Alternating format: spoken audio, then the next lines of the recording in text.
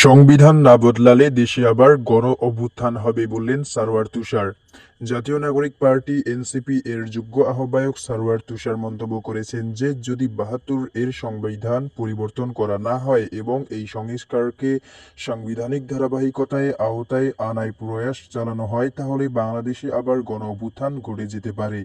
সারওয়ার তুষার আরও উল্লেখ করেন এই সংবিধানের মধ্যে গণ অভ্যুত্থান ঘটানোর সব উপাদান বিদ্যমান। বর্তমানে এই সংবিধান একজনকে প্রেসিডেন্সিয়াল সিস্টেম থেকে প্রধানমন্ত্রী শাসিত সিস্টেমে সব ক্ষমতা প্রদান করেছে। তিনি প্রকাশ করেন, প্রধানমন্ত্রীর মাধ্যমে দেশে একটি সংসদীয় স্বৈরতন্ত্র প্রতিষ্ঠিত হয়েছে, সেখানে প্রকৃত গণতন্ত্রের অস্তিত্ব নেই। তাই আমাদের একটি গণতান্ত্রিক সংবিধানের প্রয়োজন।